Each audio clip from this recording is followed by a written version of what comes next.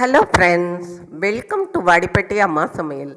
இன்றைக்கி நம்ம கிச்சனில் பார்க்க போகிற ஸ்பெஷல் ரெசிபி, உடல் எடையை ஆரோக்கியமான முறையில் நம்ம இளைக்க வைக்கணும்னா நான் செய்கிற மெத்தடில் நீங்கள் இந்த ஜூஸை செஞ்சு குடிச்சு பாருங்கள். கட்டாயம் வெயிட் லாஸ் இருக்கும்.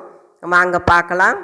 அதுக்கு முன்னாடி இன்றைய பிறந்த நாள் மற்றும் திருமண நாள் காணும் அனைவருக்கும் வாடிப்பட்டி அம்மாவின் இனிய நல்வாழ்த்துக்கள்.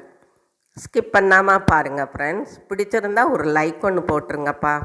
இப்போ நான் சுரக்காய் எடுத்திருக்கேன். அது மேல் உள்ள பகுதியை நம்ம அந்த தோலை சீச்சிட்டு இது மாதிரி கட் பண்ணிக்கலாம். சுரக்காய்க்குள்ளே இருக்க இந்த சதைப்பகுதியை நம்ம வேஸ்ட் பண்ணக்கூடாது. ஏன்னா நான் எடுத்திருக்க சுரக்காய் பிஞ்சு சுரக்காய், அதனால் நான் வேஸ்ட் பண்ணலை. இதுலேயும் நிறைய சத்துக்கள் இருக்குது.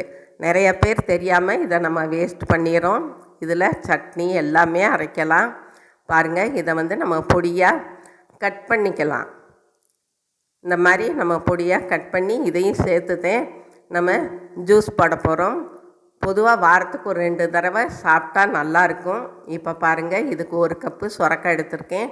1 இன்ச்சு இஞ்சி, நெல்லிக்காய் 1, கருவேப்பிலை, புதினா, 1/2 டீஸ்பூன் ஜீரகம் எடுத்திருக்கேன். நான் இன்றைக்கி 2 கிளாஸுக்கு தக்கன மாதிரி ஜூஸ் போட போகிறேன். பாருங்கள், அதை மிக்சர் சாரில் சுரக்காயை சேர்த்துக்கலாம், இஞ்சியும் சேர்த்துக்கலாம். இப்போ கருவேப்பிலை 1 கைப்பிடி எடுத்து வச்சுருக்கேன் கழுவி, அதையும் எடுத்துட்டு புதினா அதே அளவுக்கு எடுத்து நம்ம கழுவி மிக்சியில் போட்டுக்கலாம். இப்போ நெல்லிக்காய் 1 எடுத்திருக்கேன். அதை நல்லா பொடியாக கட் பண்ணிக்கலாம். இப்போ அதையும் நான் சேர்த்துட்டேன். இப்போ 1/2 ஸ்பூன் ஜீரகம் போட்டுக்கலாம். தேவையான லைட்டாக உப்பு போட்டுக்கலாம். உப்பு உங்களுக்கு தேவையில்லைன்னா நீங்கள் ஸ்கிப் பண்ணிடலாம்.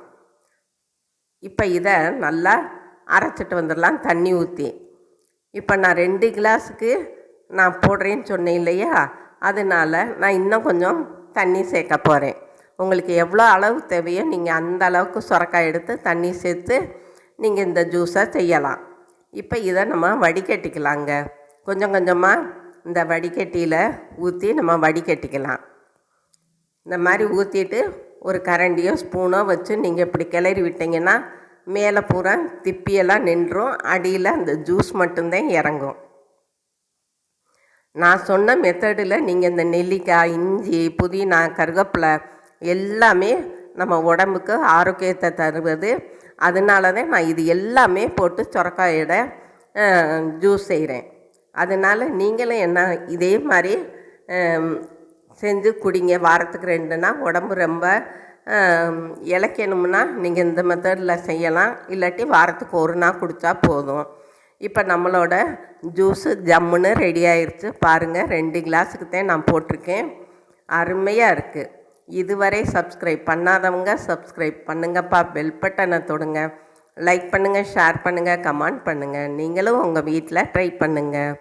சாப்பிடுங்க, சந்தோஷமாக இருங்க. நன்றி, வணக்கம்.